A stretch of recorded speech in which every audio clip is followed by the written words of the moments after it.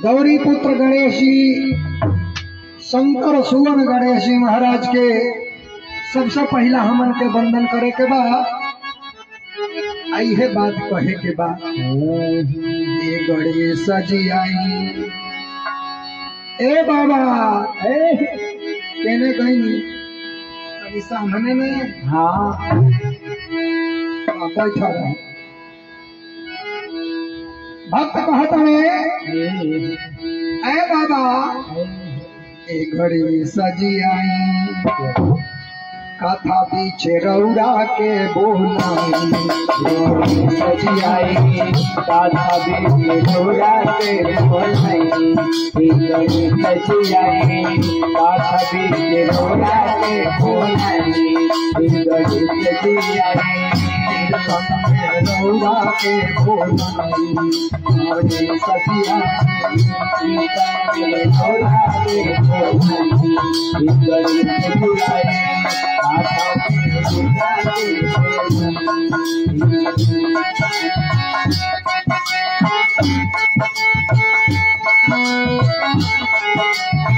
जय हो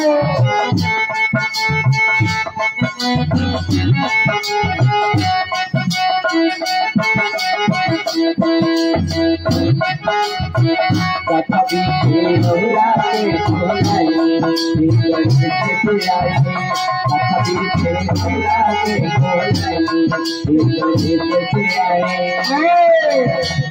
मधुर मधुर ताली लगे के चाहिए। भगवान बड़े भाग्य से सबके दो हाथ दे बनी और दोनों हाथ के ताली परमात्मा के चरण में लगे के चाहिए। भक्त कहते प्रभु बसहा चढ़ल राउर पिताजी आइले बसहा चढ़ल राउर पिताजी आइले बसहा चढ़ल राउर पिताजी आइले बसहा चढ़ल राउर बाबूजी आइले बसहा चढ़ल राउर बाबूजी आइले बाबूजी आइल राउर पापाजी आइले पापाजी आई राउर दीदी आइले। भक्त यह गुहार करते हैं प्रभु बसहा चढ़ल राउर पिताजी यानी महादेव जी आइले बसहा चढ़ल राउर भोला जी आइले बसहा चढ़ल राउर भोला जी आइले बसहा चढ़ल राउर भोला जी आइले। शेरवा पचड़ के राउर माई शेरवा पचड़ के राउर माई शेरवा पचड़ के राउर माई सजी आई हरे रे करे सजी आई हरे रे करे सजी आई हरे रे करे सजी आई हरे रे करे सजी आई शेरा चढ़ा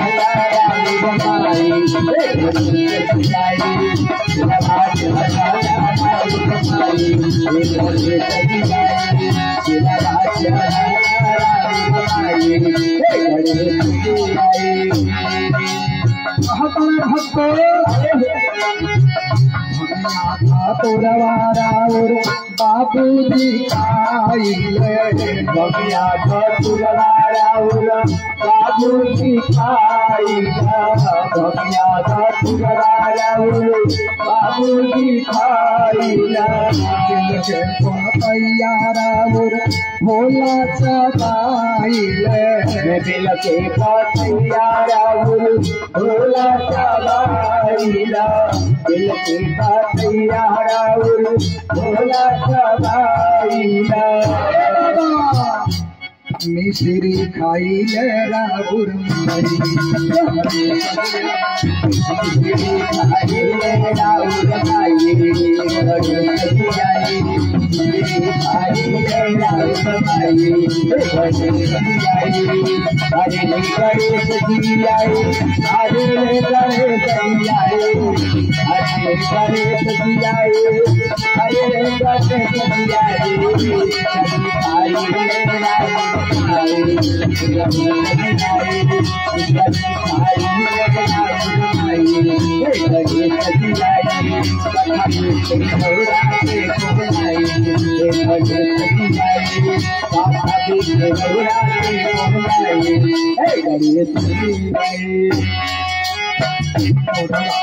राउर भैया जी आइले मोरवा चढ़ल राउर भैया जी आइले। रुकी रुकी रुकी आई हमरा मैया लोग बड़े प्रेम से मगन बा आ भाइयों लोग के देखा तनी मगन बा तनी रौरा पर गमाई रह। मोरवा चढ़ल राउर भैया जी आइले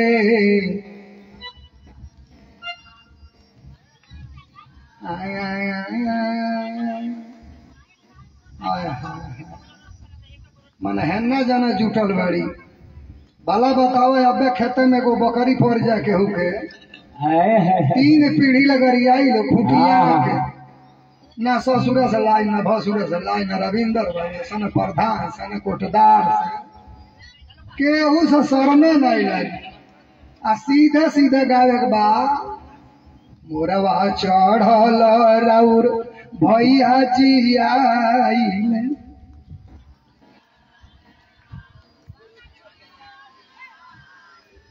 ऐसा हूँ हमरा दिनवा में कम में सुना रामनवल भाई सही हमके दिनवा में कम सुना। महादेव जी कृपा करी है तो कहीं टकाटक होई तनी एक और पढ़ के गाई सब है बस एक पौधा ऊपर चढ़ जाए एक पौधा। मोरवा चढ़ल राउर भैया जी आइले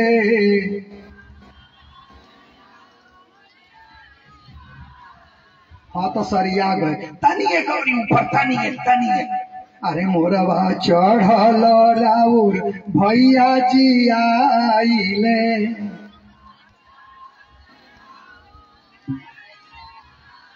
बस एक बेर तनी एक और ऊपर एक बाबू आए मुसवा पचड़ी के रौरा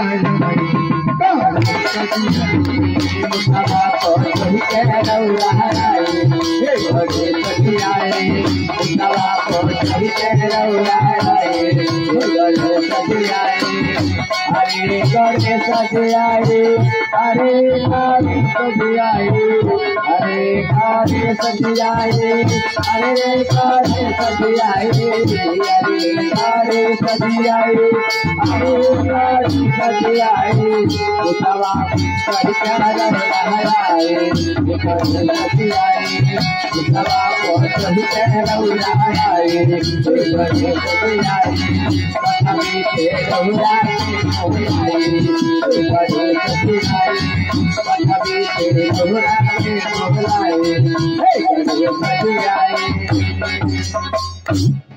बल्दी भक्त वत्सल भगवान की आई प्रेम से भगवान के पावन कथा में चल जाओ। बड़े सुंदर भाव गोस्वामी जी लिखतनी कि मंगल भवनया मंगलहारी मंगल भवानया मंगलहारी मंगल भवानया मंगलहारी मंगल भवन अमंगलहारी मंगल भवानया मंगलहारी मंगल भवन अमंगलहारी मंगल भवानया मंगलहारी। सारे अमंगल के हरण करे वाला जो कार्य आज कर रहा बानी आपके जीवन में कोनो अमंगल अशुभ कार्य रही नहीं जाई।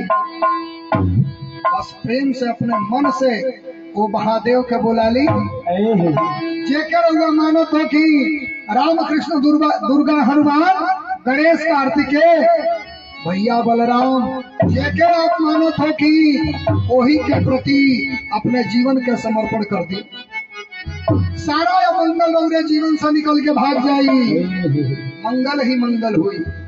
गोस्वामी जी ये बात के सर्टिफाइड कर रहल बानी, ई मंगल भवन या मंगल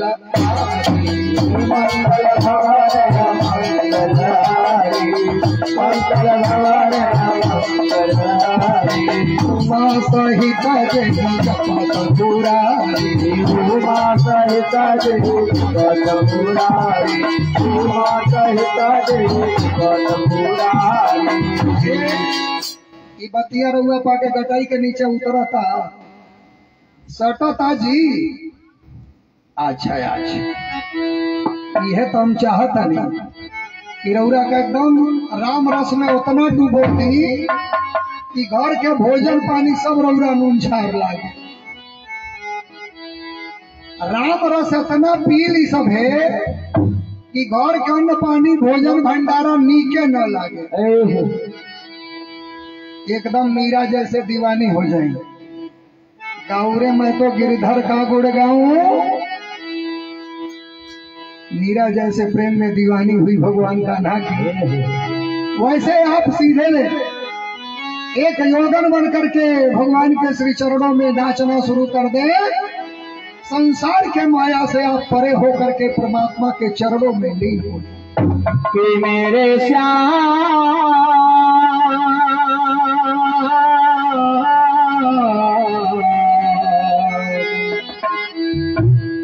मेरे घर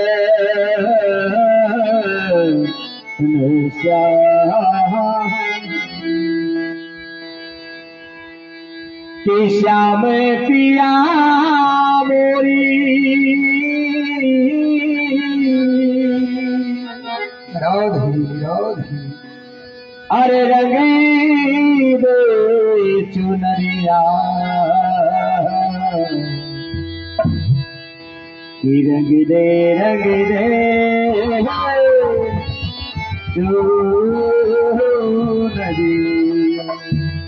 केड़ा है कि श्याम पिया मोरी रंग दे चुनरिया श्याम पिया मोरी रंग दे चुनरिया मधुर मधुर पानी मोरी रंग दे चुनरिया श्याम पिया मोरी रंग दे चुनरिया रंग दे चुनरिया रंग दे चुनरिया रंग दे चुनरिया रंग दे चुनरिया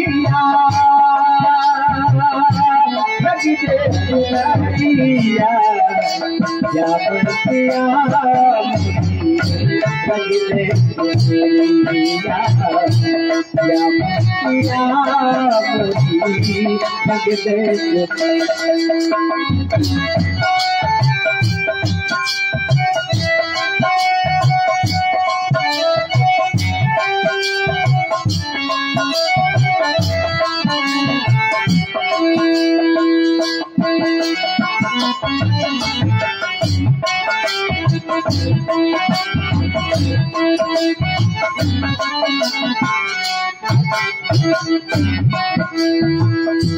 लाल ना लगाऊं मैं तो हर ना लगाऊं श्याम हर ना लगाऊं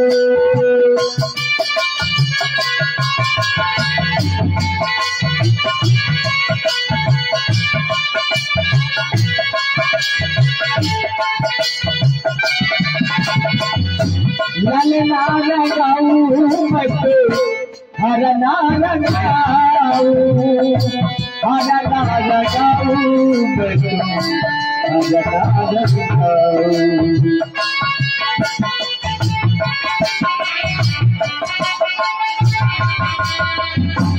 अपने ही गंगे में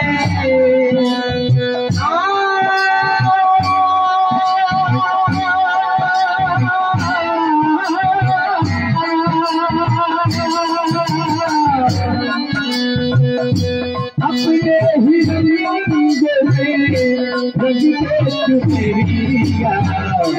चुनरिया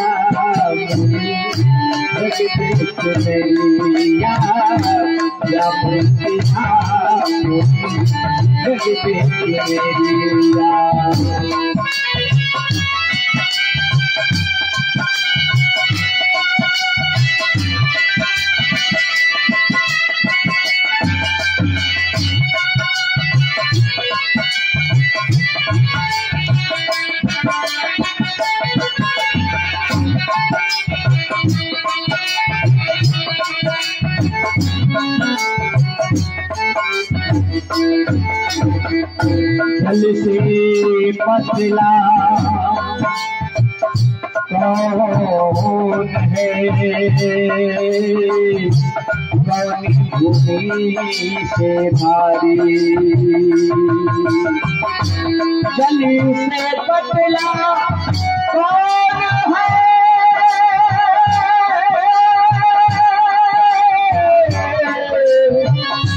कौनी भूमि से भारी अग्नि से तेज कौन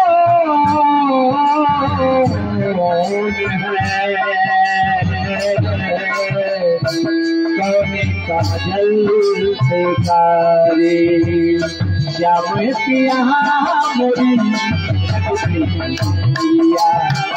श्याम पिया मोरी जगदेविया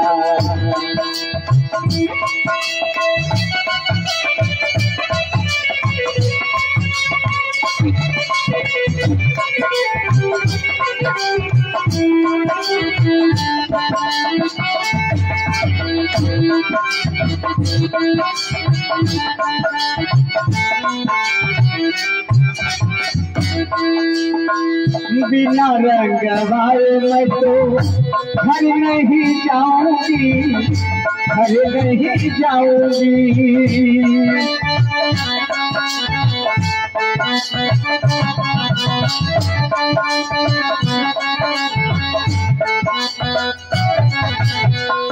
बिना रंग वाले मैं तो घर नहीं जाऊंगी घर नहीं जाऊंगी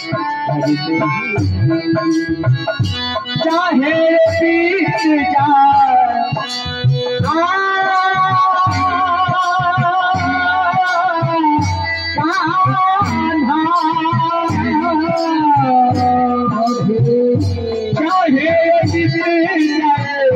चाहे सारी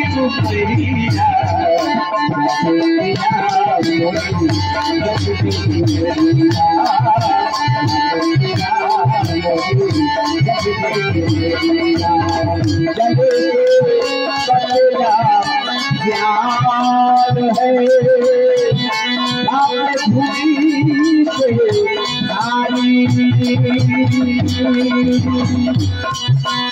अग्नि से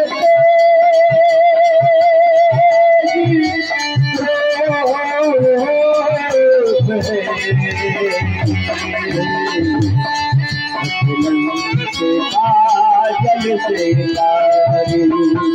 मीरा के प्रभु नागर मीरा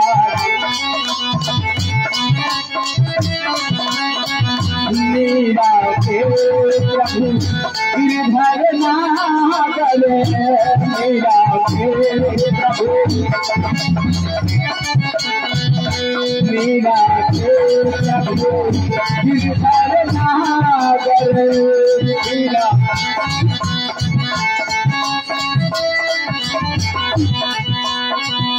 मुकुट बजंती माला बजंती शोभे कमरिया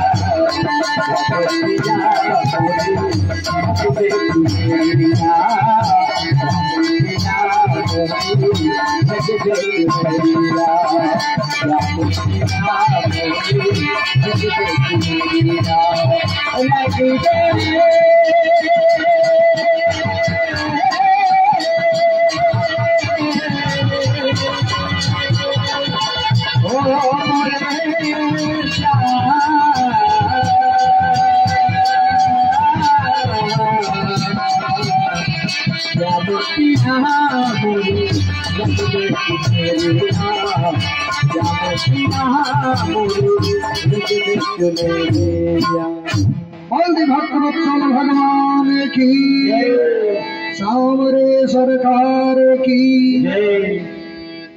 प्रेम बिना प्रभु रिझत नहीं। ये संसार में कोनो वस्तु के कमी ना हो भैया। हर संसाधन है दुनिया में सबके लगे बा। जे जितना बा उतने में भारी बा। हाथी अपने पाँव से भारी बाड़ी, चींटी अपने पाँव से भारी बाड़ी। अगर कमी हमन के बीच में बा, मात्र विश्वास के एगो विश्वास एक दूसरे के प्रति अगर समर्पण करके श्रद्धा से कर दिया जा तो कहीं जीवन के नाय फंसे के ना बा। ए लिए बड़े सुंदर भाव बा कि राम कथा सुंदर कर तारी, राम कथा सुंदर करतारी, कथा सुंदर करतारी, राम कथा सुंदर कर तारी, राम कथा सुंदर करतारी। हमरा बुझाता है सबके तरह रौरो पकावत है। हरे राम। राम कथा सुंदर तरकारी नहीं कहता नहीं, आए हैं तरकारी। करतारी। हाँ, अब रौरा बाबूजी तरकारी। हाँ हाँ। सही में मेनुआ चीरा चीरा आदत पड़ गई। अरे राम कथा सुंदर करतारी, राम कथा सुंदर करतारी, अनुसय बिहंग हारी, अनुसय बिहंग हारी,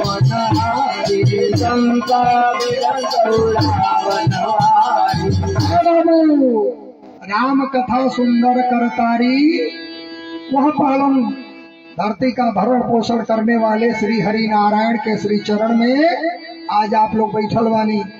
भगवान के कथा, भगवान के सानिध्य में बैठ के अगर मन से रउआ सुन लेनी, ये कथा सुनने से लाभ का बा कि संशय विहंग, संशय यानी दुविधा नाम के जो चिड़ई रउरे मनवा में बैठल बा, कहा जने बाबा सही कहता रहे कि गलती कहता, कहा जने भइल कि नहीं भइल। यह बहुत बड़ा एक दुविधा नाम की पक्षी है, एक चिड़िया है। संशय विहग पुरावनहारी, जो सच्चे दिल से भगवान की कथा सुनता उसके मन में दुविधा नाम का कोई चीज होता ही नहीं। पाषाण पत्थर में भी भगवान के देखी, लोटा के जल में भी गंगा के देखी, भगवान के शिवलिंग में भी महादेव के मान के पूजा करी, करिया छोटन पत्थर में भी शालिग्राम लौके लगी। सच्चा भगवान के भक्ति करे वाला के मन में संशय नहीं होता। रउआ का करे, हाँ बैठल बनी, कुछ ग्रहण करे आयल बनी, सीखे आयल बनी, कुछ लेबे आयल बनी, आ कुछ कुछ देवे आयल बनी।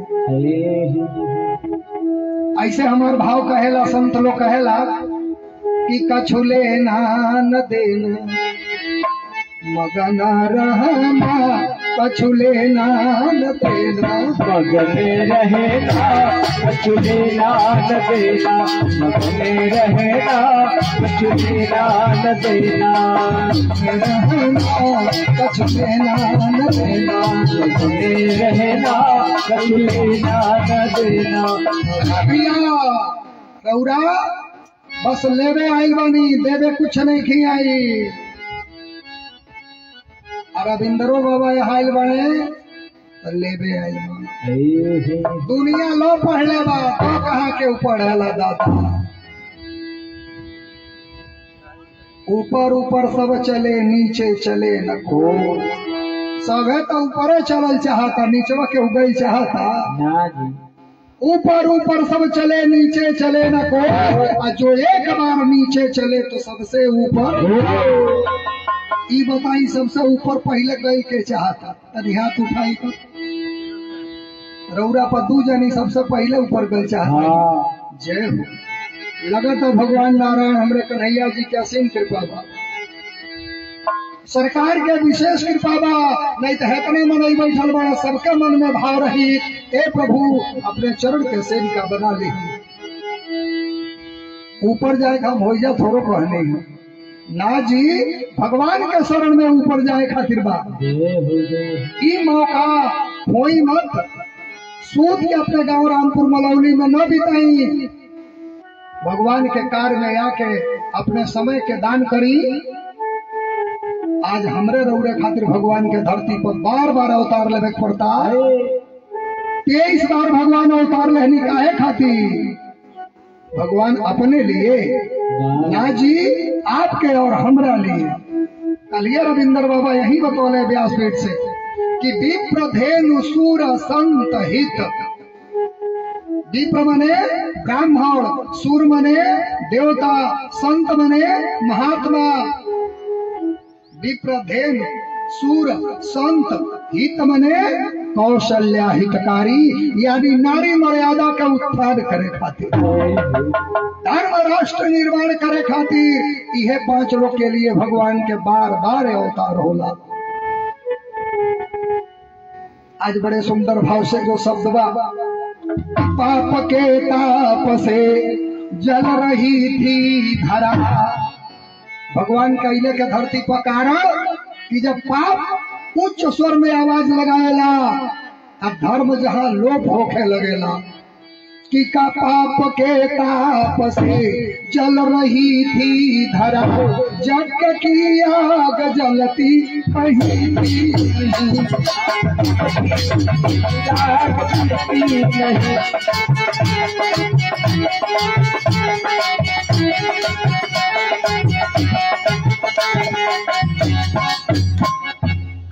पाप के ताप से जल रही थी धरा, जग की आग जलती कहीं थी नहीं। रावण ने बांध कर नवग्रह को जेल में, रावण ने बांध कर नवग्रह को जेल में, राज कर रहा था समझाऊ।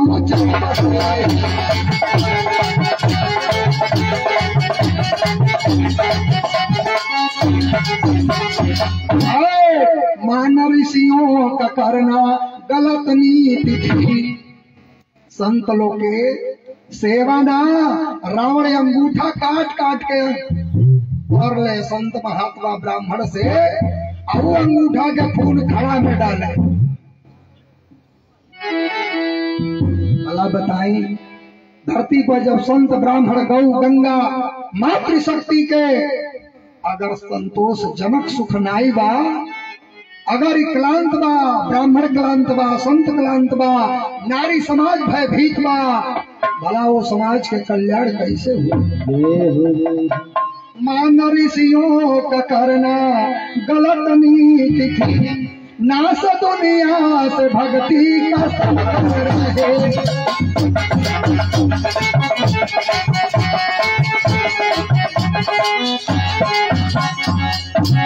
ए भैया, धरती पर जब रावण के अत्याचार, पापाचार, दुराचार, भ्रष्टाचार, आतंक के बोलबाला जब पढ़ल, तो माता पृथ्वी गाय के भेष बना ले।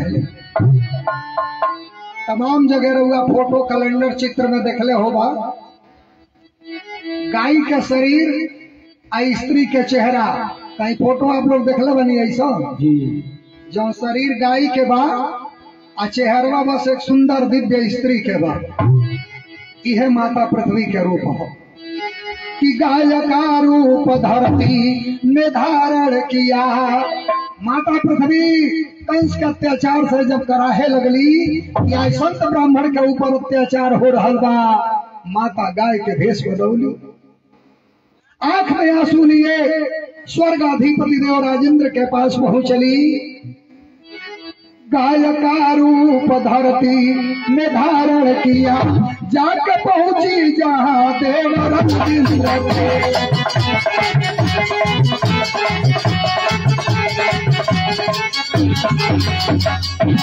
देवता साथ को बरमय बना लिए।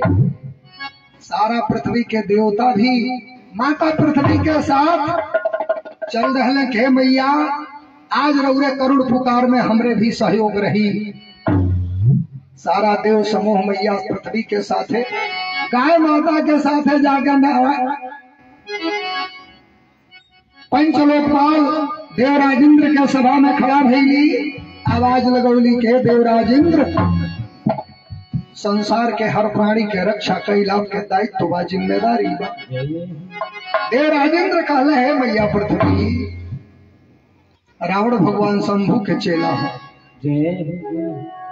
महादेव के चेला हो, ब्रह्मा का वरदानी हो, रावण के मुकाबला कैल हमरे बस के बात न आई।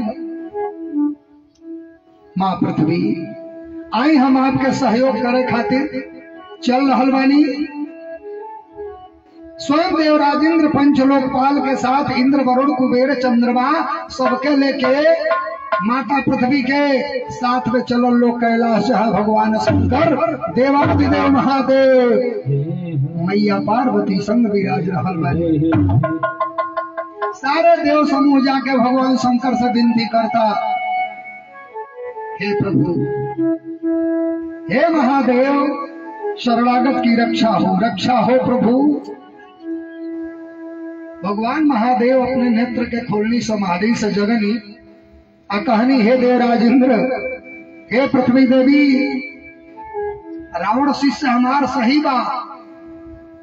शास्त्र कहेला कि बेटा के दंड दे सकल जाला, चेला दंड के अधिकारी ना हो।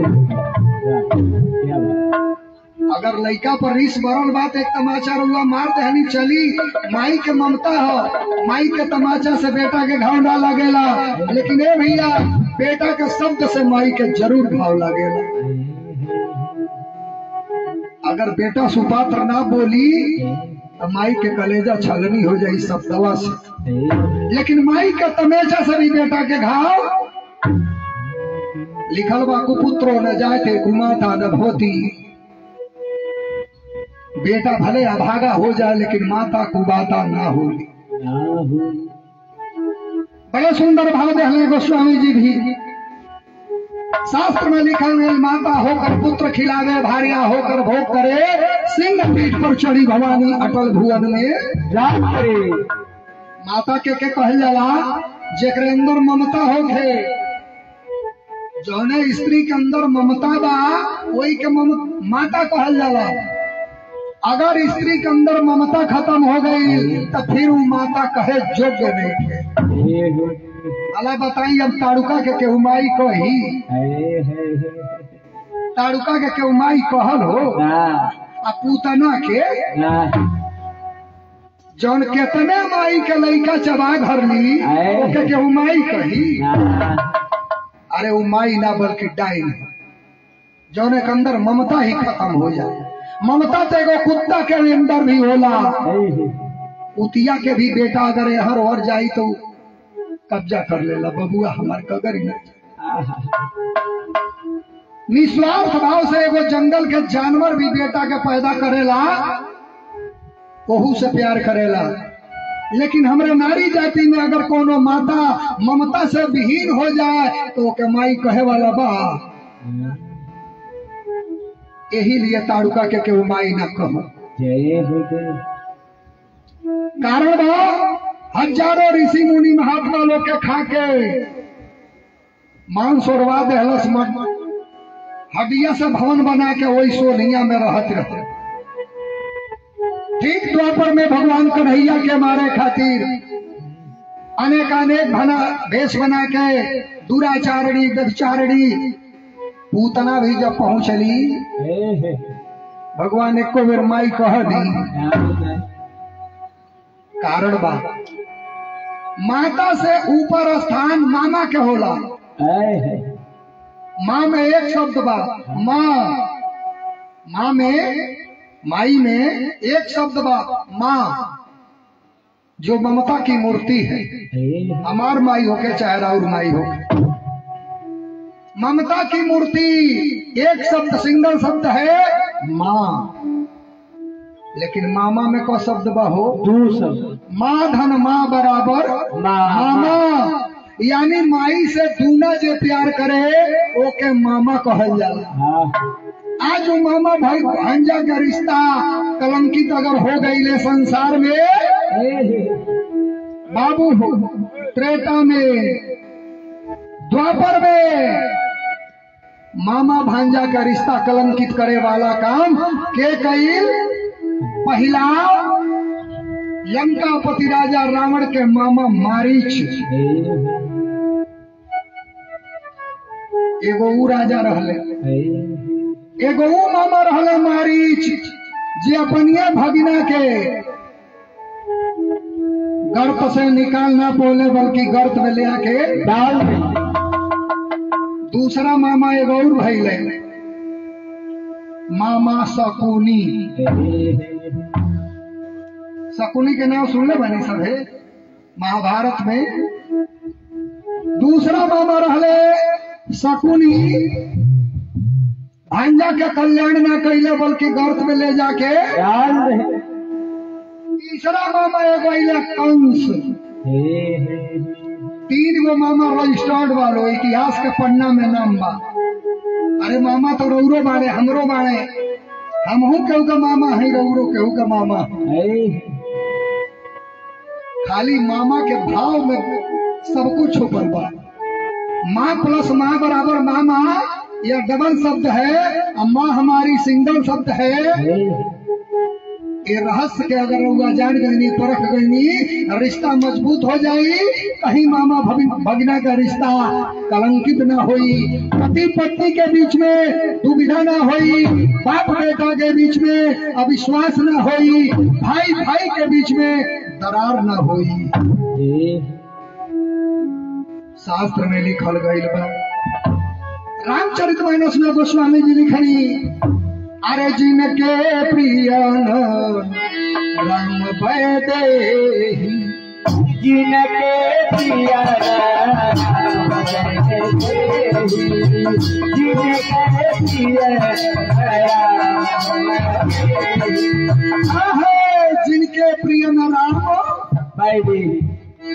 परिवार में मामा होके, काका होके, मौसा होके, चाचा होके, बहिनी होके, दादी होके या भाभी होके, आप माँ हो।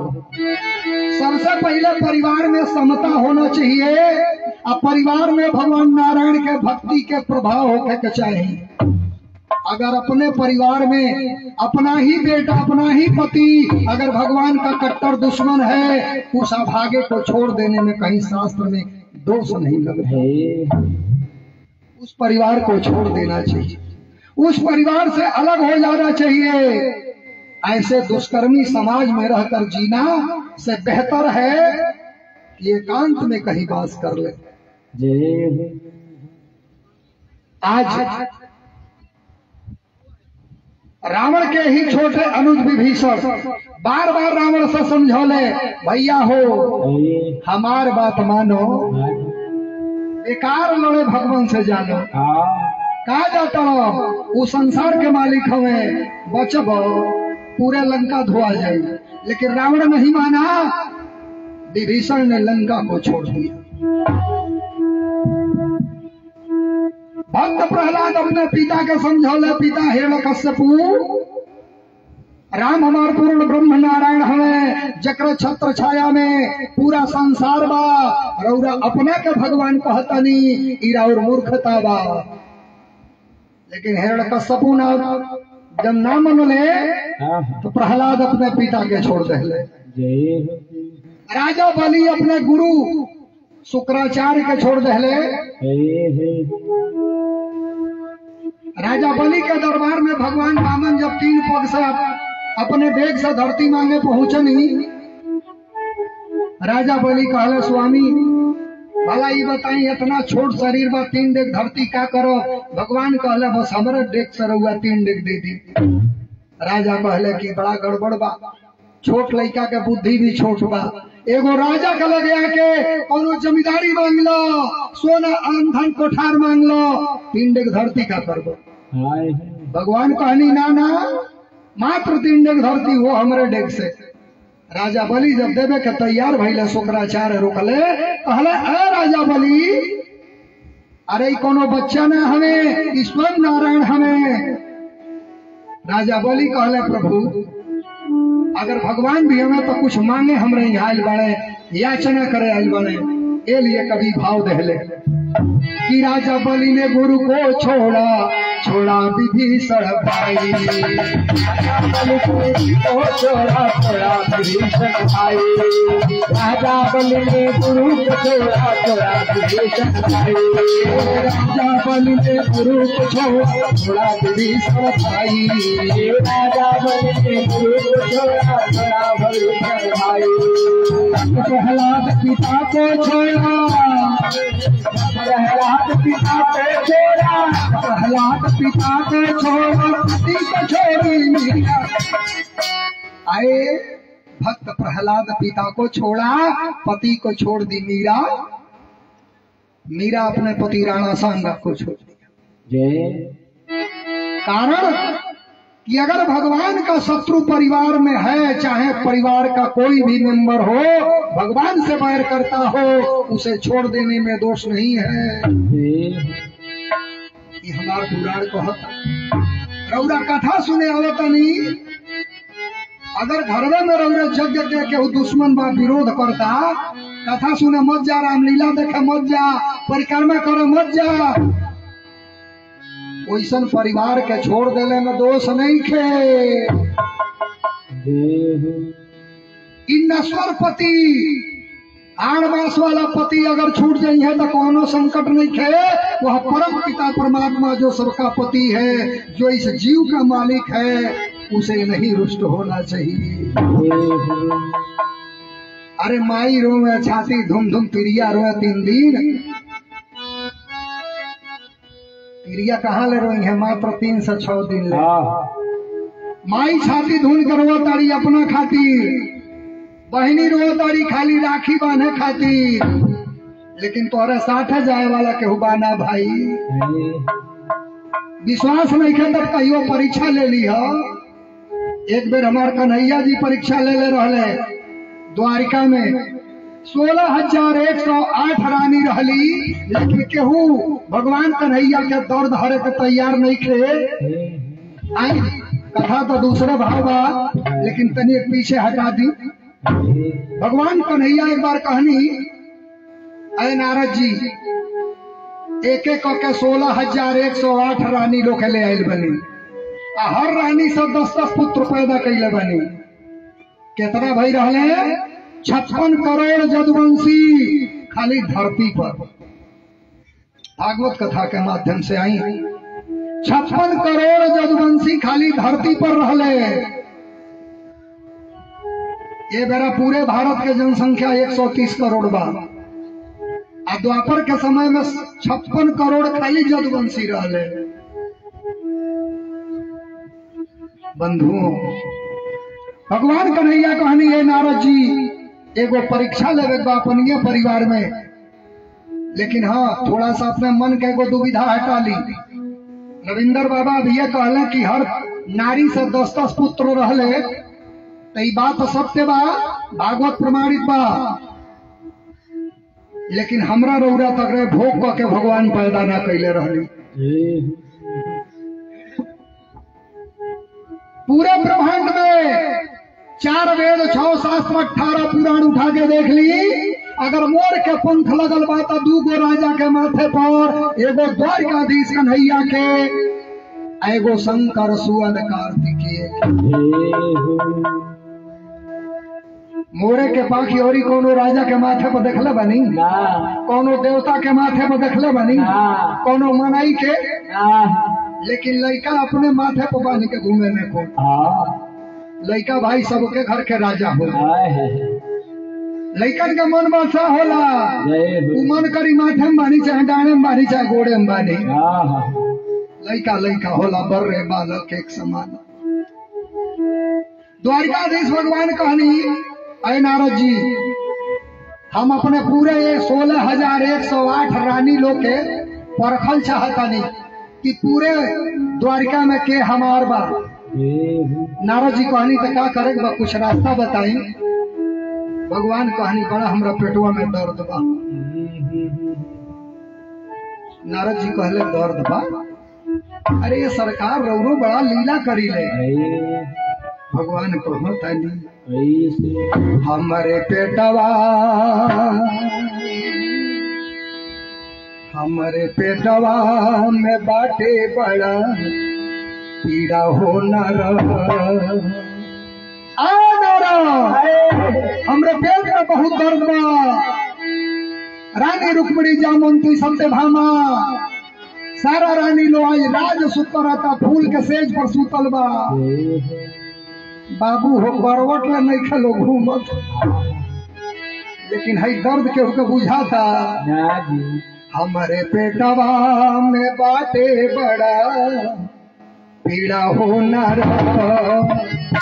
दवा लावना तो मर जाए भी हो न दवा लावना तो मर जाए भी दवा लावना तो मर जाए भी पितावा में बाड़ा बात कर पितावा के बाड़ा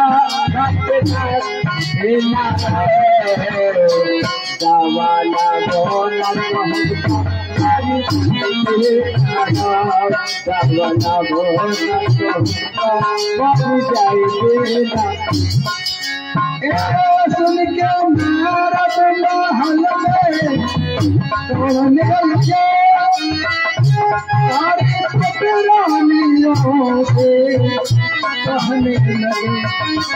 हल सुनी सुनी जैसे नारद जी सुन ले भगवान कन्हैया द्वारिकाधीश के पेट में दर्द बा। नारद जी दौड़ा ले ले कमंडल ले ले पहले सरकार का करी कैसे राउर दर्द जाई। भगवान कन्हैया कहनी नारद जी अगर ये संसार में केहू भक्त आपन दाहिना चरण के अंगूठा धो के हमरा के पिया दी हमरे शरीर की दर्द दूर हो जाए। हे नारद मर जाएंगे। नारद जी कहले प्रभु बस कुछ समय और बर्दाश्त करी, हम बहुत जल्दी व्यवस्था करता नहीं। अच्छा ये दर्द आज के पहले कबो भई रहे कि पहली बार भइल बा? भगवान कहनी पहली बार समझ। भगवान कहनी आए नारद जी देखो देखो इस संसार में कौन ऐसा हमार जो सच्चा भक्त बा जे अपन दहिना अंगूठा पैर के धो के हमके पिया दे हमार दर्द भाग जाए। नारद जी कहले कौन बड़हन चीज बा? एक रौरा ना रहो 16,108 गो रानी बाड़ी सब विधवा हो जाए। रानी लोग के प्रिय रौरा बानी सबसे पहले महल में दौड़ो कमंडल लेके गईले। सुनते नारद दौड़कर महल में गए सारे पटरानियों से अरे कहने लगे रानी लोग अपन पौआ तू धोई के पियाव हो रानी अपन कान्हा के जान बचावा हो रानी अपन कान्हा के जान बचावा हो रानी अपन पौआ पियाव हो रानी अपन पौआ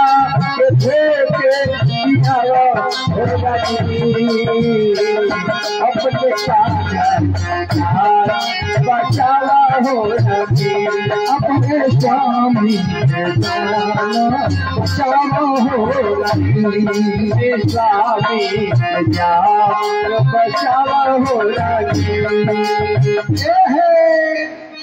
महल में नारद जी दौड़तनी अरे मैया है सुनी सुनी।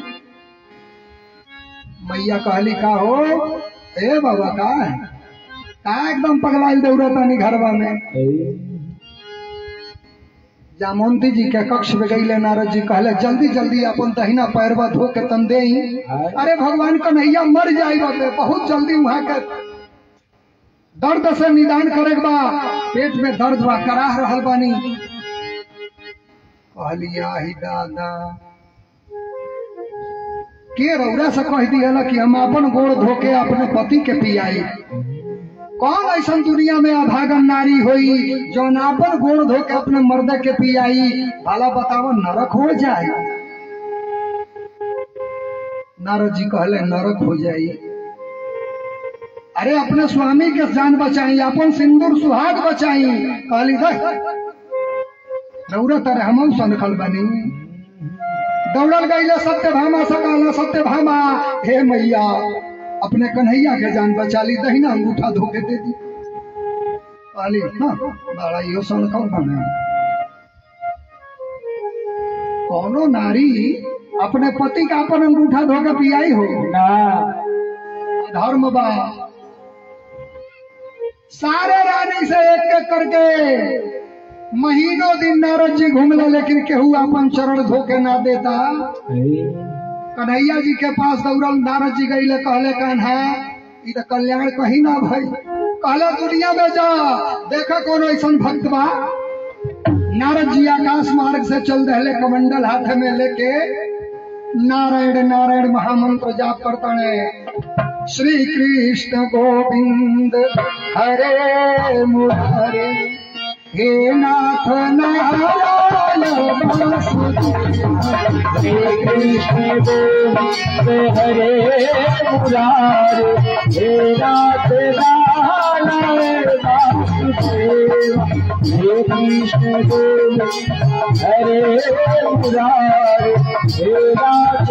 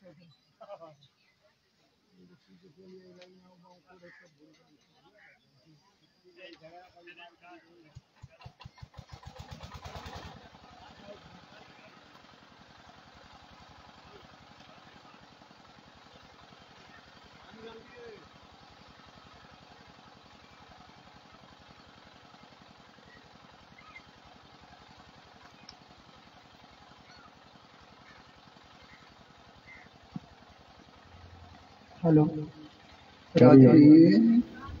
हे कृष्ण गोविंद हरे मुरारे, हे नाथ नारायण वासुदेव। हे कृष्ण गोविंद बोली सामने बोले, हे नाथ नारायण वासुदेव।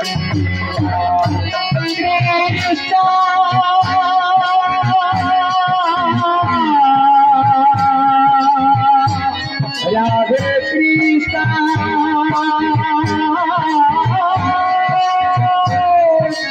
हरे हरे, हे कृष्ण गोविंद हरे मुरारे, हे नाथ नारायण वासुदेव। हे कृष्ण गोविंद हरे मुरारे, हे नाथ नारायण वासुदेव।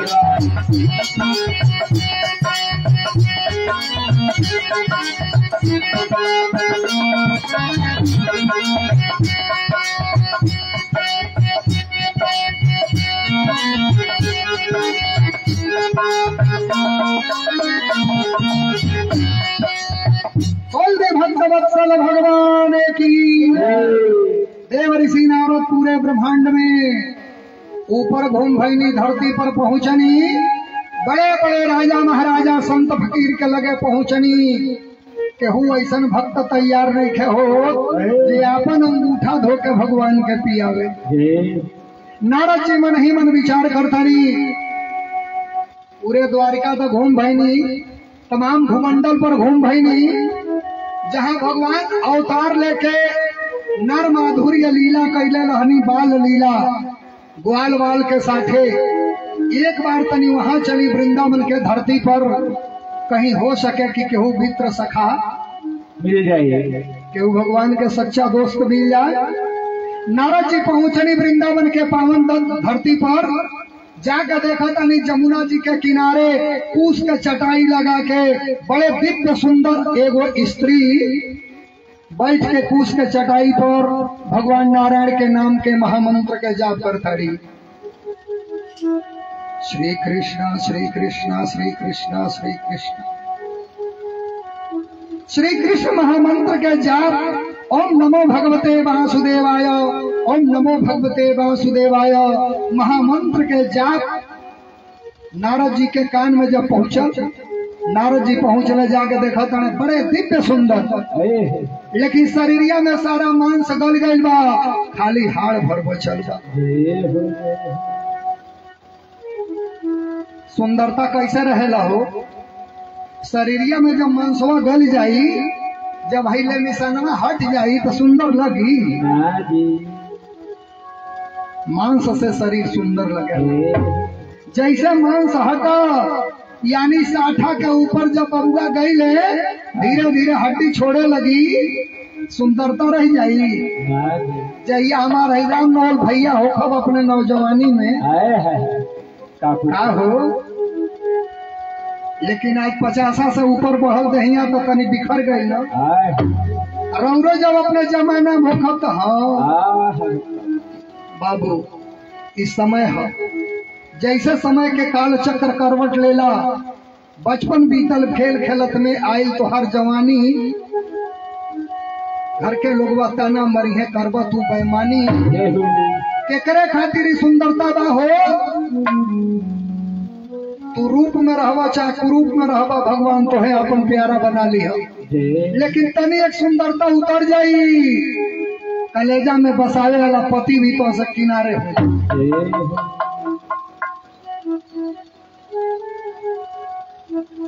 बड़ा तोहरा घमंड में मैया के हमार पति हमके ढेर जाने ले, अजहिया बीमारी में सड़ जेबू तहिया पति किनारा कर। सारा सुंदरता है लेमिनेशन पर खाली।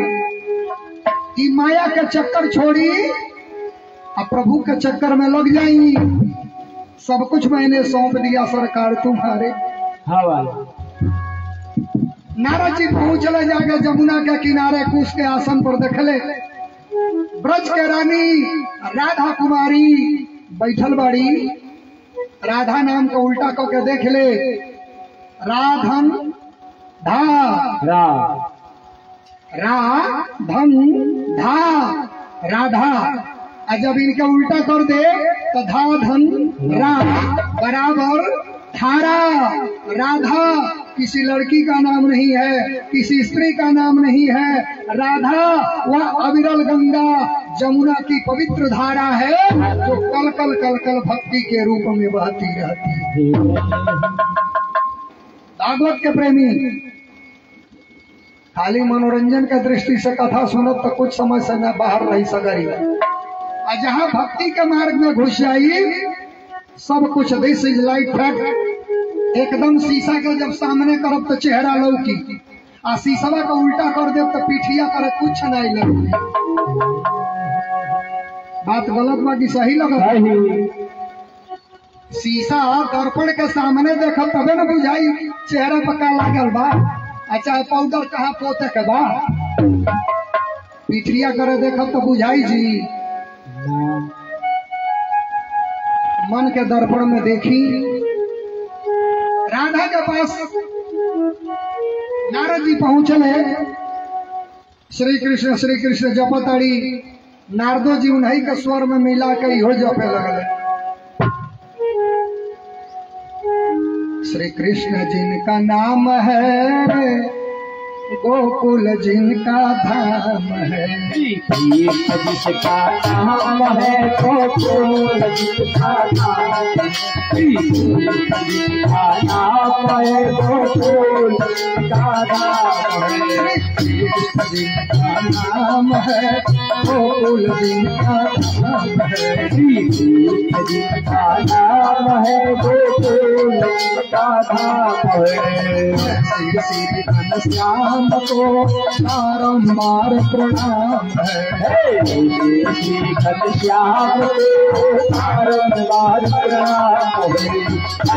श्री घनश्याम को बारंबार प्रणाम है।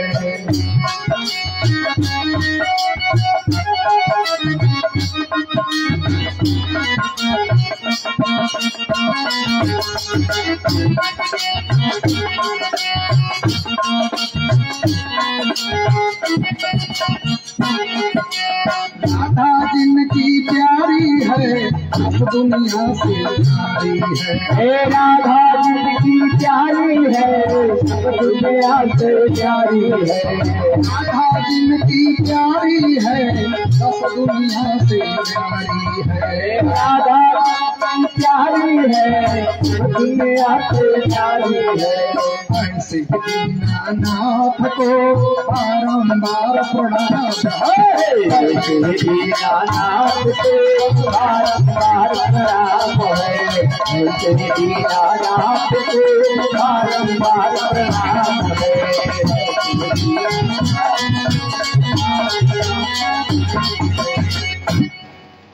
अरे जसोदा जिनकी मैया है नंद जी जसोदा जिनकी मैया है जसोदा जिनकी मैया है नंद जी बपैया है। जसोदा जिनकी मैया है नंद जी बपैया है। ऐसे श्री घनश्याम को बारंबार प्रणाम। घनश्याम को बारंबार प्रणाम है। ऐसे श्री भगवान को बारंबार प्रणाम। श्री घनश्याम को बारंबार प्रणाम है। बल्दी भक्तवत्सल भगवान की। राधा जी के पास नारद जी पहुंचनी। राधा जी के स्वर में जब आवाज लगौनी ब्रजरानी राधा के आवाज भइल की लगा तो हमरे पास और तो बैठ के बोला था। राधा जी अखिया खोल ली कहली हे महर्षि आप यहाँ कैसे। नारद जी कहले हे देवी आज द्वारिकाधीश भगवान कन्हैया के पेट में दर्द बा लगातार प्राण उनके निकल जाई कराह रहल बाणे। आज महीनों दिन हो गई हमके दौड़त दवा जो हो तभी ले दवा ना मिलल। कहली दवा ना मिलल हमरा कन्हैया के पेट में दर्द बा दवा नहीं खे मिलल। बाबा आश्चर्य के बात ही बा जे सारा दुख के निदान हो जे करुणा निधान हो जे भक्त वत्सल भगवान हो करुणा निधान रहूंगा जगत के दाता हई। करुणा निधान रहूंगा जगत के दाता हई। करुणा निधान रहूंगा जगत के दाता हई। जगत के दाता भगवान रहूंगा जगत के दाता हई।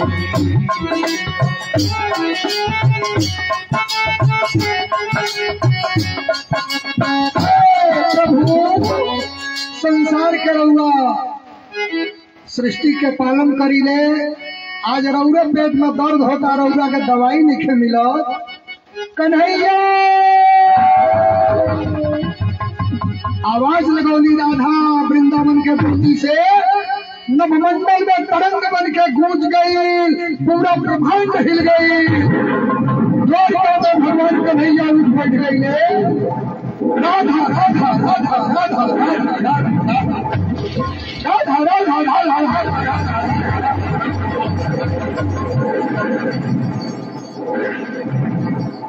सारा गगन अंबर धरती आकाश राधा राधा राधा कह के जब कांपे लगा भगवान द्वारका में उठ के बैठ गई।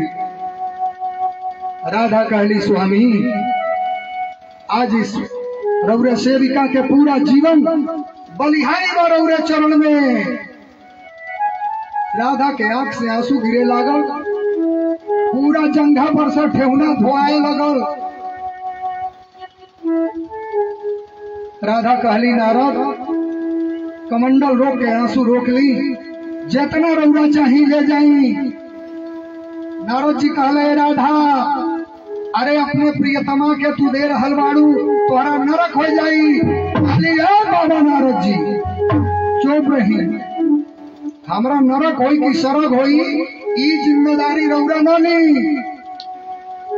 हम कीड़ा के गाढ़ में चल जाए स्वीकार बा लेकिन अपने कन्हैया के कलेजा के दर्द स्वीकार नहीं। हम नरक में जाए हमारे कन्हैया हमें बचा ली है, लेकिन कन्हैया दर्द में मर जाई है, ये हम बर्दाश्त न कर पाए। राधा अपने आँख के आंसू से कहीं जल में कहीं पानी ना, अपने आँख के आंसू से पूरा पैर के ठेहुना पर से धो के कमंडल में भर दहली। नारद जिले के द्वारिका पहुंचल माने भगवान कन्हैया चुपचाप सिंहासन पर बैठल। सारा रानी लो सत्यभामा रुक्मिणी जामंती सब हो जा कलेजा फाड़ फाड़ रोता, अरे हमारा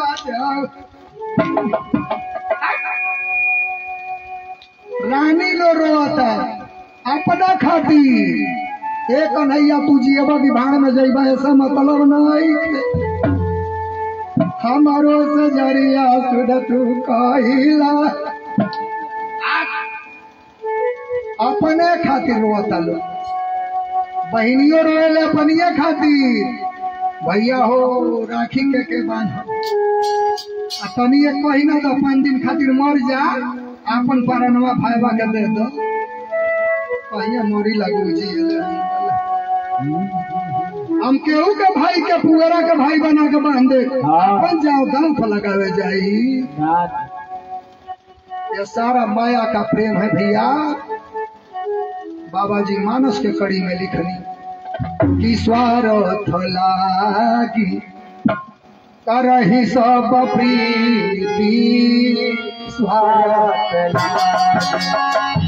लागी सब प्रीति, स्वार्थ लागी नहीं सब प्रीति, स्वार्थ लागी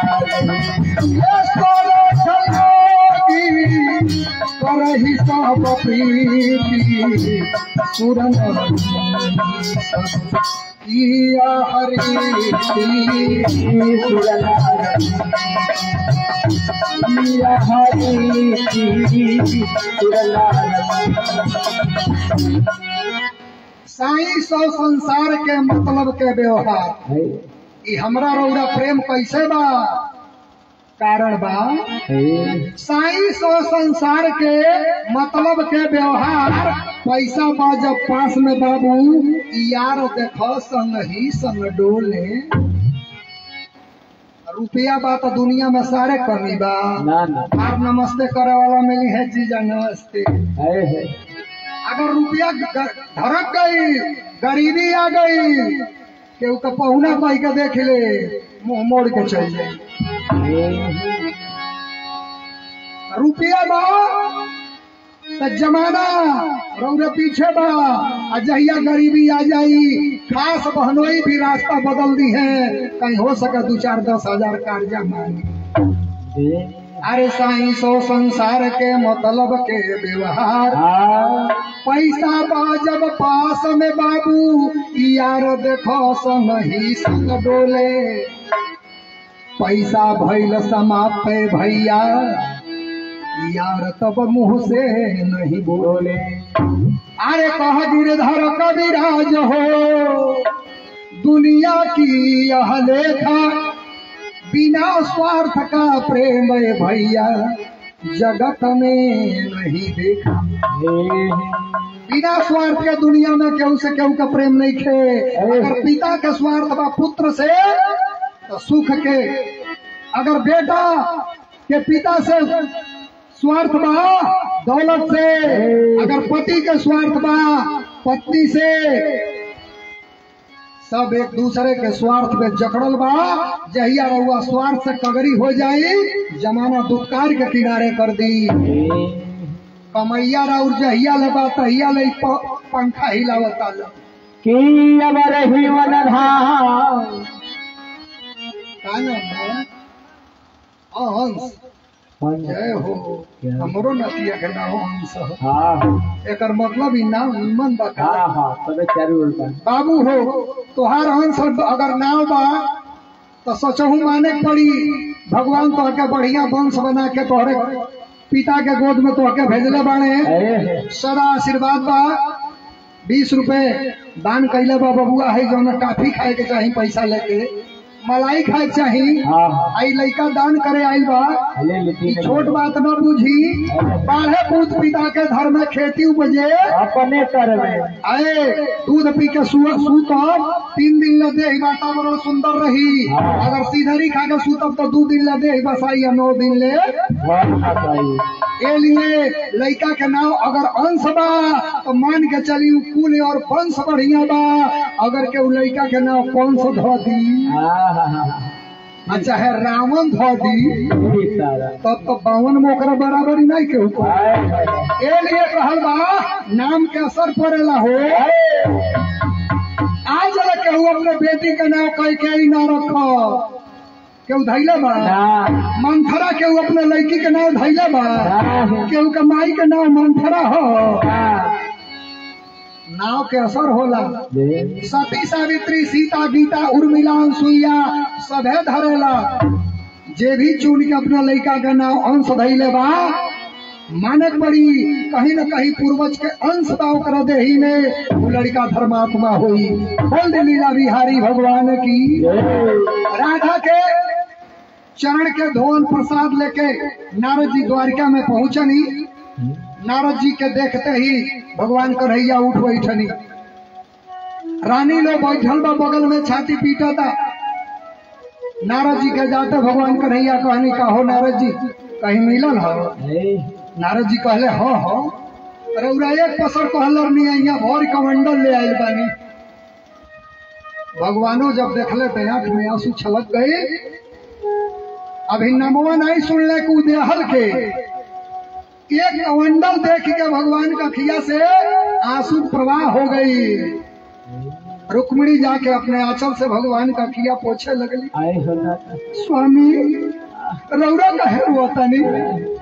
भगवान कहनी वो भक्त के नाम पर जी अपने जीवन के कुर्बानी ये कन्हैया के नाम पर देले बा। आए नारद तू कौन भक्त हो? नारद जी कहले ए कान्हा राधे का नाम अनमोल बोल राधे राधे। राधे के नाम अनमोल बोल राधे राधे। राधा के नाम अनमोल बोल राधे राधे। राधे का नाम अनमोल बोल राधे राधे। राधे का नाम अनमोल बोल राधे राधे। आपो लोग बोलल जाना राधे ना कौन हमरे माई के नाम नहीं है आ ना हमरे बहन के नाम हो। राधे रौरे बात है राधे। आई हो दादा कौने दुनिया में आप लोग भुला गए भाई। जेकरे मन में भक्ति रूपी धारा बहुत होखे उहे राधा होला। रौरा वृंदावन के राधे के नाम सुनतानी, हम देखतानी रामपुर में राधा लोबा। अगर राधा ऐसा प्रेम न रही तो निष्ठा न रही तो भूत भवन महादेव के दुआरे पर जोड़ी हुई। जे अपने जीवन में समर्पण कैले बा, जे प्रेम कैले बा, उहे तो यज्ञ करेला, उहे भगवान से प्रेम करेला। ना तो कहल बा जौने गाँव में 100 गो कसाई, वो गाँव में कहा केहू का बसाई। गौवा में भक्ति बा तब जाके है जगिया हो रहा बा जी। भक्ति और भागवत 1 मिनट में आई पीछे हटी थोड़ा सा। भागवत 4 अक्षर में लिखल गई बा। राधा के कथा कहाँ लिखल गई? रामायण में ना, गीता में ना, शिव पुराण में ना, ब्रह्म पुराण में ना जी, मार्कंडे पुराण में ना जी ना। राधा की भक्ति कहाँ है? भागवत। भैया हमारे भक्त लोग बैठल बा, लाउड स्पीकर का आवाज बड़ी दूर ले जाता, पूरे मन से ध्यान दे। भक्ति का गंगा कहाँ बहेला? भागवत। तो अक्षर बा 4 गो। भागवत बहुत से होला भक्ति। भक्ति जकर हृदय में जैसे खेत में रहुआ बिया डारे नहीं 4 दिन बाद अंकुर निकल जाला, बिया 4 दिन बाद जाम जाला। जौने भक्त के हृदय में भक्ति के अंकुर निकलेला, भाव पहला अक्षर बा। रामनौल भैया जी रहुआ कबो कबो भावुक हो जाता नहीं, हम देखा था नहीं, आंख में आंसू आ जाता। और यही भक्ति है, यही राधा की कृपा है। कहल बिना मन के बिया कर पट्टी ले से 3 घंटा बैठ के मुंह बावल देखबा उसे लाभ न मिली। अगर एगो सब तरह दिल के जाके छू गई, वही तो राधा की भक्ति है। भक्ति पहला अक्षर का बा भागवत भाव। भक्ति के अंकुर जकर हृदय में निकल जाला वही भक्ति कहल जाला। दूसरा अक्षर का हो भाग के बाद गौ। जब भक्ति के अंकुर मन में निकल जाई तो तुरंत वो व्यक्ति के मन में ज्ञान हो जाई। गौ से ज्ञान। पहले मनुष्य के जीवन में का आवेला भक्ति, तब होला ज्ञान। ओकर बाद तीसरा अक्षर का हो भाग वो। जैसे ज्ञान के उदय हुआ होई तो वह से होला वैराग्य। वैराग्य वह से वैराग। मन में सारा लालसा तृष्णा मोह माया चक्कर के रहुआ झंझट से मुक्त हो जाए, मन में वैराग्य हो जाए। और चौथा अक्षर का हो तो जैसे मन में वैराग्य आई तो से त्याग हो जाई। न केहू आपन रही न पराया हो। आपन बेटा खाली बेटा ना, आपन बेटी बेटी ना, पूरा दुनिया के बेटी आपन बेटी नजर आई। पूरा दुनिया के मैया आपन माई नजर है। पूरा संसार राधा ही राधा नजर है। उसी का नाम है भागवत। राधे का नाम अनमोल गो, राधे राधे राधे का नाम अनमोल फूल, राधे राधे राधे का नाम अनमोल फूल, राधे राधे।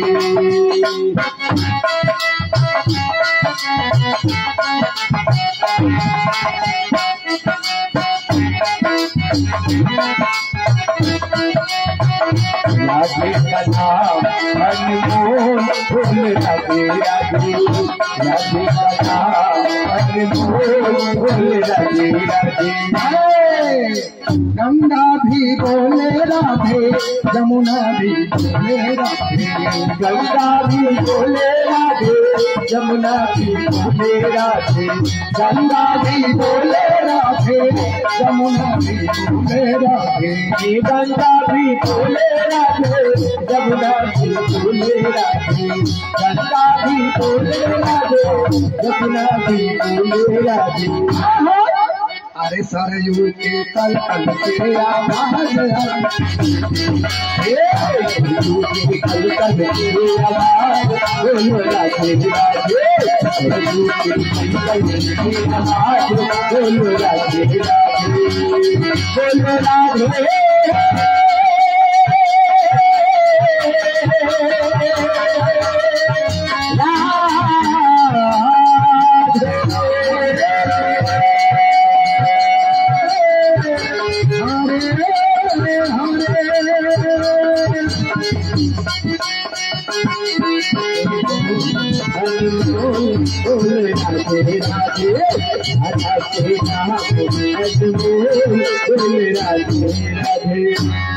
भगवान राधा नाम सुनते ही आंख में आंसू लेके, बस 1 मिनट अभी टाइम देते नहीं। राधे का नाम सुनते ही भगवान भक्ति में विभोर होके आंख से आंसू बहाना शुरू किए। सारे देवी लोग भगवान कन्हैया से पूछो, अरे प्रभु रौदा काहे रोता नहीं?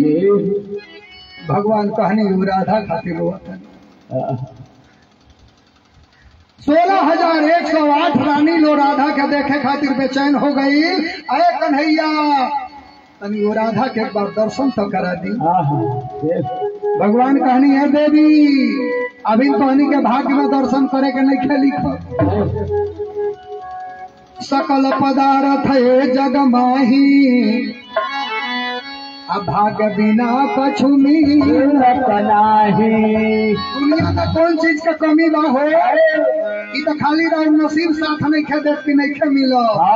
रुपया रोडे पर छीटल बा, तारा उठावे के ढंग नहीं खे। जब सोने के गुल्ली रास्ता में लौकता तो तू अखिया मुन के चल जाता अंधारा के तर चले लगती। हाँ अंधारा के चले समनवा सोना के गुल्ली पड़ल बा, अखिया मुन के चल गई। वो में रविंदर बाबा के दोष बा, तुम्हारे भगिया के दोष बा। आज 3 दिन से चिल्लाता रे बाबा, और गंगा के लोग का असर नहीं खे पड़ो। रविंदर बाबा कहानी से कोनो ढारका दे के पिया दी नहीं पिएब तो बरियाई से पिए। अरे पिया चाहे ना पिया, 100 बरिस खूब जियो, मौका मिली फिर अगला साल आई है ना। तो रहुआ गंगा पार बाबा राप्ती के वो पार तो हमारा प्रेम बा। विनोद आचार्य जो रौरे यहाँ जगिया के पाठक जी करो थे, ये हमारे बहुत पुराने गो मित्र हमें, कोनो रिश्तेदार नहीं हो, एगो मित्र हमें। जैसे कृष्ण और अर्जुन रहले, हाँ हो खैर उतना बढ़न मित्रता का उपाधि ना दे, पर ब्रह्म रहले। हम तो इंसान हैं, हमन से गलती हो सकेला, लेकिन परमात्मा से कबो गलती ना होला। परमात्मा जो करेले निमन करेले, बढ़िया करेले। ए भैया, ई एगो भक्ति और प्रेम के चलते रौरे नगर में आवे के मौका मिलल बा। है लीला बिहारी यज्ञ वैदिक ब्राह्मण लोग, संत ब्राह्मण देवता, ई सब राउर प्रेम पाके रौरे नगर में आयल बा। अब रौरा मन में कहीं बुझात हो के दादा बबो है जे घर बना के रह जाइए सो रौरा मन में भरम बा। अरे वन मुसाफिर संभलना पड़ेगा, किराए का क्वार्टर खाली करना पड़ेगा। जे जाइल बा सब जाई, आई केउरो ही ना जाई। ई कुल 25 तारीख ले हल्ला दंगा हर हर घर घर तड़ तड़ जोन देखो चले। 25 तारीख के बाद 26 के शाम ले रहुआ एकदम बस खेत के खेत देखो, और रहुआ अपना दुआरे पर अपन गाय भैंस देखो। प्रेमियों, बस कछु लेना न देना, मगन रहना। 3 घंटा आगे कथा सुन ली, जीवन धन्य हो जाई। भगवान कही कहनी कन्हैया, ए नारद, राधा कुछ कहली हो? नारद जी कहले हो, ए कान्हा, जब पानी लेके आंसू चलनी हो तो राधा के गो शब्द रहल हो? बाबा जी के तरफ से दान हो रहा बा, भगवान कल्याण करें। अबे बुलाओ तनी 5 मिनट में। राधा जी कहली है, विप्रसुदा देव ऋषि नारद जी, जब कान्हा हम और मथुरा गोकुल छोड़ के ब्रज के जाए लगले, तो हम उनसे कहले रहनी, अरे कान्हा, या तो हमरा के लेके चलो, नहीं तो हमारा प्राण हर के लेके जा। राधा जिंदा शरीर वृंदावन में ना रहिए, जइहे तो कान्हा के साथ जइहे, आना तो बिना प्राण के यमुना के किनारे बैठ के तपस्या करे। अरे नारद जी, तनी वो कान्हा से जाके याद दिया दे। अरे कही के गईले आई परसो, कही के गईले आई परसो, पीती गईल रे परसो, कही के गईले आई परसो, बीती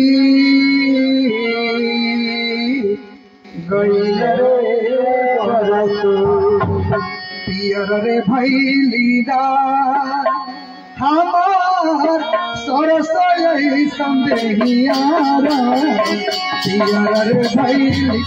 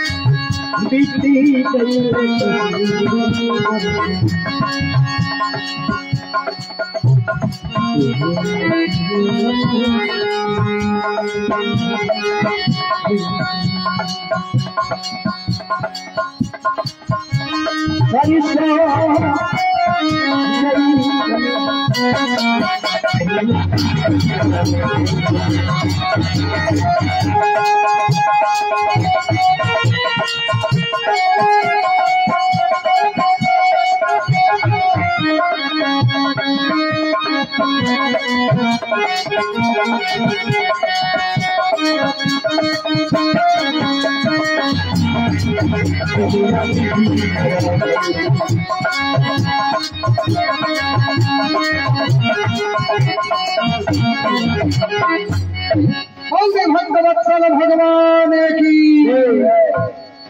भगवान कहनी आए नारद जी जल्दी यही बेरा रौरा जाई शीघ्र तो शीघ्र जाई और ब्रज रानी राधा के लेके द्वारिका में स्वागत सम्मान सहित लेके आई।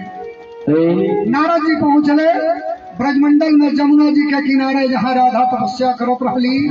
शरीर के मांस गल गईल बा, शरीर के कुश छेद छेद के जाम गईल बा। जाते नारद जी आवाज लगौले राधा राधा। राधा के आंख में आंसू आई, कहली स्वामी लगत है आज हमके याद कैले बानी, एगो दूध के पठौले बानी। अरे नारद बाबा बताई। नारद जी कहनी जल्दी रहुआ चली, कन्हैया रौरे खातिर एकदम व्याकुल बानी। राधा नवमंडल से आकाश मार्ग से चलली, चटाई सहित उड़ गई। द्वारिका में जैसे पहुंचली सारा रानी लोग अपन अचरा फैला फैला राधा के चरण धोए खातिर खड़ा बा। लेकिन भगवान रानी लोग अचरा फैलौले बा, भगवान कन्हैया अपन दोनों भुजा के फैलौले बाड़े। द्वारिकापुरी के सिंह गेट पर जब राधा आईली, दोनों हाथ भगवान आगे कैली, दोनों पैर दोनों हाथे पर चल के अपने पैर से राधा जब भगवान के पूजा तो कैली, भगवान कहनी अरे राधा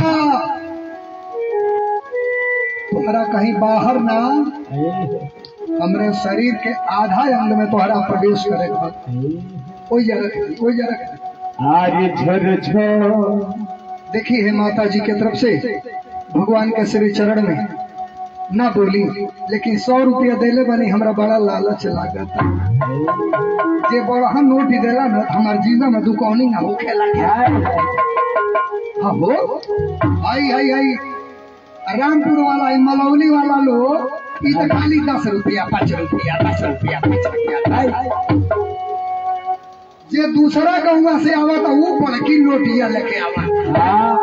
हाँ हो आज 500 आयल बा, हम देखो तनी अबे होते बस कमाई गए। भगवान कहनी या राधा रोज बसिया बजैबे हो राधा। राधा अब दुनिया में तो हर कोनो काम नहीं खे, सारा रानी लोग दौड़ल बा, केहू गंगा जल लेके, केहू जमुना के जल लेके, केहू समुद्र के जल लेके, केहू आंख में आंसू लेके। सत्यभामा के बड़ी घमंड रहे कि हमरा ले सुंदर केहू नहीं थे, लेकिन सत्यभामा के सुंदरता तब फीका पड़ गई जब भगवान राधा के अपने कलेजा के फाड़ का स्थान दे रहे। भगवान कन्हैया अपने कलेजा के फैला रहे आ कहले राधा अब तुम्हारा स्थान बाहर ना, हमारे दिल में आके बसो। बहतड़े रोज बसिया बजैबे हो राधा, तुहार सुधिया ना कबहू भूलैबे। बसिया बजैबे हो राधा, तुहार सुधिया कबहू ना भूलैबे। बसिया बजैबे हो राधा, तुहार सुधिया कबहू ना भूलैबे। तुहार सुधिया कबहू ना भूलैबे। तुहार सुधिया कबहू ना भूलैबे। तुहार सुधिया कबहू ना भूलैबे। तुहार सुधिया कबहू ना भूलैबे। रोज बसिया बजाए हो राजा, तुहार सुधिया कबहू ना भूलैबे। बसिया बजैबे हो राजा, तुहार सुधिया ना कबहू रोज बसिया बजैबे हो राधा, तुहार सुधिया कबहू ना भूलैबे।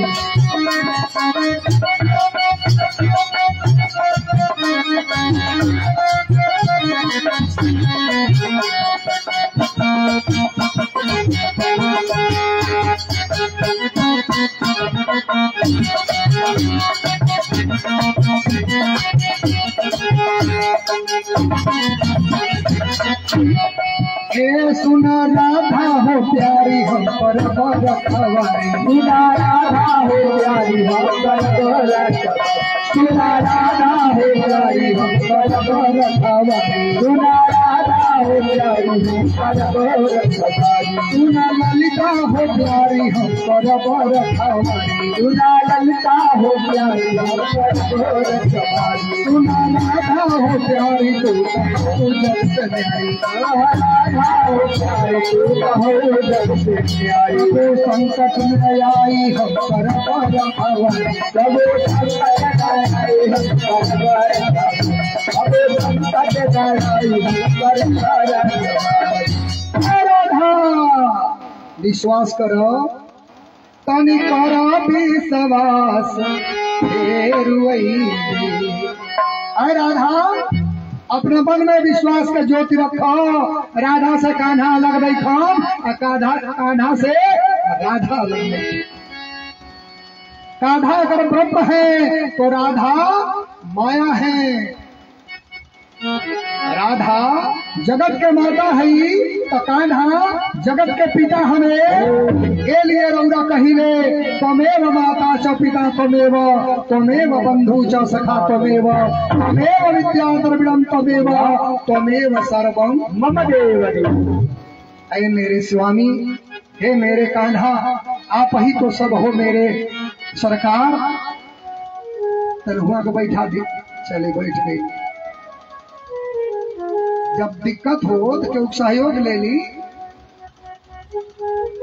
भगवान के विशेष कृपा होखे अपना पर कि हम यह चाहता कि ठाकुर जी रउआ के स्वयं अपने पैर से चला देते तो बढ़िया रहत।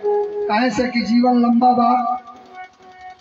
आप जितना शरीर के कष्ट देके कथा सुने आ रहल बानी, जे स्वस्थ बा ओकरा चिंता नहीं खे, लेकिन रउरा कष्ट बा फिर भी एक कथा में आ गइल बानी। भगवान कन्हैया के असीम कृपा लगे, महादेव के कृपा लगे, रउआ अपने पैर से चलती तो बड़ी उत्तम हो। यह हमारी इच्छा बा। ये मेरे माँ रक्षा करना, आपकी कामना को पूर्ण करना मैया। बोल दे लीला बिहारी भगवान की। कथा उत्तरोत्तर विश्राम के तरफ जा रहल बा। ये लिए कि हमरे तुरंत बाद आपके देवरिया जनपद से चल के अयोध्या धाम यहाँ के गुरु स्थान बा, जेके चुटकी बाबा के नाम से जानल जाला। चुटकी बाबा के नाम से लोग जाना था। हमरो जहिया मुँह पही बार ना जाम रहे, तहिया से बाबा के शरण और आशीर्वाद हमें मिला था। भैया हो, आज जो चुटकी बाबा रौरे सामने मंच पे आ रहा बानी कथा कहे, ये चुटकी बाबा के ही कृपा एक तरह के रविंदर बाबा पर भई कि जहिया अयोध्या पावन धाम में हम पढ़त रहनी शिक्षक के तौर पर, तहिया बाबा के जवानी में कथा खूब बढ़िया लहरत रहल। आज जब यहाँ के चुटकी बजाई बड़ी मस्ती में झूम झूम के हमरो मनवा में भाव होके का बाबा अगर कृपा हो जाए तो चुटकी हमहू बजा लेते, लेकिन वास्तव में ये बाबा के कृपा भई। ऐसे नाव तो टांगी बाबा लोग कहबे करेला, लेकिन कहीं कहीं लोग हमरो के चुटकी है बाबा कह देला। लेकिन भैया हमारी नकल है, चुटकी बाबा हम नहीं हैं। चुटकी बाबा मेरे गुरुदेव हैं जो अभी आ रहे हैं, जिनसे मैंने चुटकी बजाने का तरीका सीखा है। अभी आएंगे मेरे बाद, उनकी कथा होने जा रही है। आप लोग अपने समय में 5 मिनट का दान, व्यासपीठ का दान, देखिए भैया जी के 50 रुपए दान आ गई। अब रौरा पर खड़ा हो जाए, सब लोग खड़ा हो जाए, जे जहां बस सब लोग खड़ा हो जाए, एक एक करके आ जाए। 2 रुपया 10 रुपया 50 रुपया जेके जो दान करे बा तनी वो गमछा डल बहिया हो डाला, गमछा डाला ना। हाँ आई हर हरा के आई सर, तनिको लेट ना होके, विलम्ब ना होके। अगर हमारा आवाज चुटकी बाबा के कान तक जा रहा बा, यज्ञाचार्य महोदय पंडित गौरव मिश्रा जी, आप गुरुदेव के मंच पर पधरवावल जा, मैया लो से बैठा जा। हाँ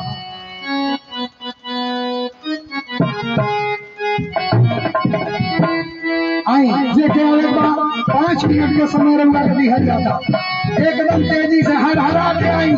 पादर तो ढेर लगेला तो पानी भी ढेर बरसक चाहिए। आज पादर लगल बा और ठंडा कोने से सजल बा।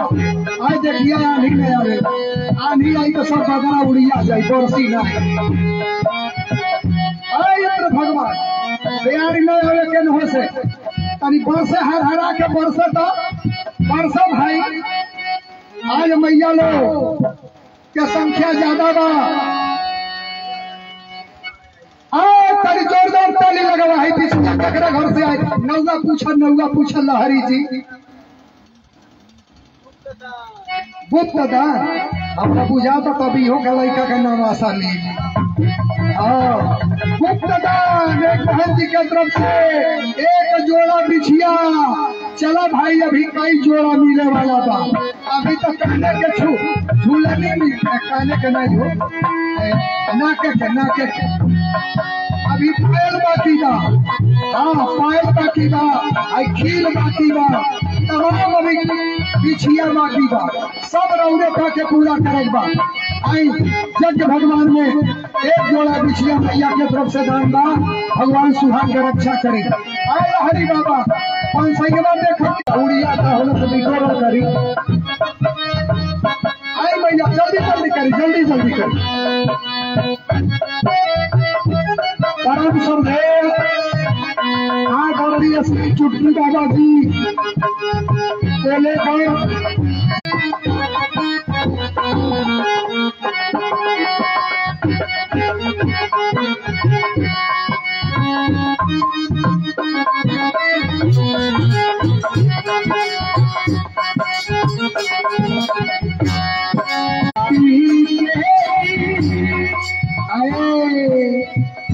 हमारा भैया के श्रद्धा देखी तो हल्का तुलसी के पत्ता छोट होला लेकिन कीमत कम न होला। सहगवान के पत्ता ही हल्का बढ़न होला, कहीं ठाकुर जी के भोग ना लागेला। ठाकुर जी के भोग लगेला तुलसी के पत्ता से। सदा मंगल कामना बा। रुके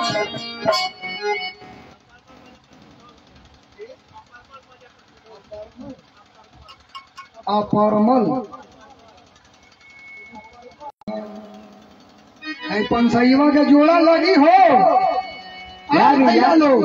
अरे बड़ी लंबे बिल्डिंग बनवाने वाला सब है, भगवाने के देन भाई बिल्डिंग बनल बा। अब भगवाने के कार्य में 5 रुपया के है कि 500 बार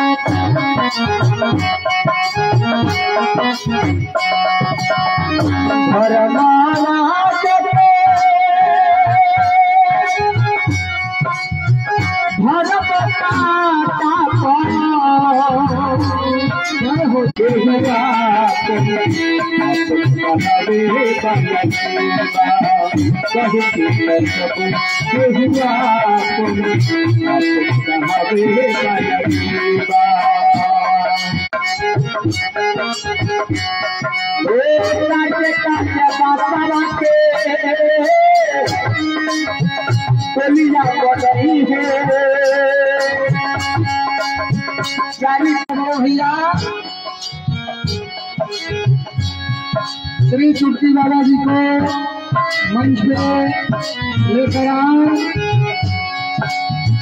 ललकी चदरी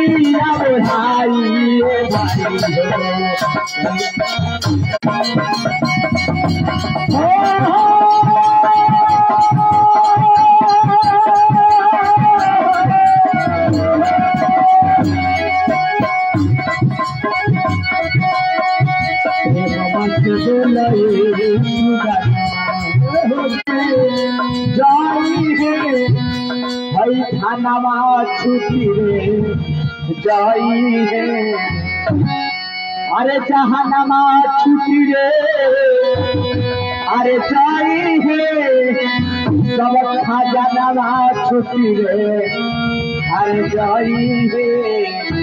लेके और प्रसाद लेके कथा सुनने के बाद आप लोग के जाए के बाद आज कथा बाड़ी कहीं विश्राम दिहल जाता। मानुष में 4 गो विवाह के प्रमाण बा। रामचरितमानस जो लीला रउआ देख रहल बानी, राम लीला कथा नारद जी अगुआ रहला, बियाह हो गई। यही बालकांड में गौरी विवाह आवेला। लेकिन भैया एक चीज जान ले, विवाह में बियाह में बियाह में अंतर होला। मन कराहत रहिए ससुरा के लोग, वो बियाह हो एगो बियाह भी होला ना, उ ससुरा के हो ना नैहर के हो, कहीं के नहीं हो।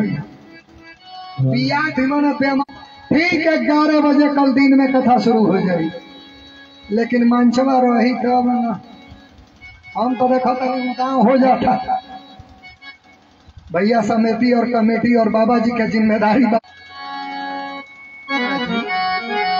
भैया। तो 2 बियाह काल एगो हो गई। अब बिहने राम जी 4 दूल्हा सरकार के विवाह दिन में होई। रौदा पाके का करे बा, 4 गो साड़ी 4 दुल्हन के लेके आवे बा, आ 4 दूल्हा सरकार के 4 गो धोती। बुझता नहीं सर, कन्या करेनी अपने कर कमाई से बहका के नहीं खेले आवे के। ई नहीं बाबा को ही डालो तो चलो दे दीनिए का सरकौले चलो नहीं, अपनी पार्वती जी के चढ़ा दे, 1 रुपया ले अगर रविंदर बाबा के दे दे, खुश हो जाए।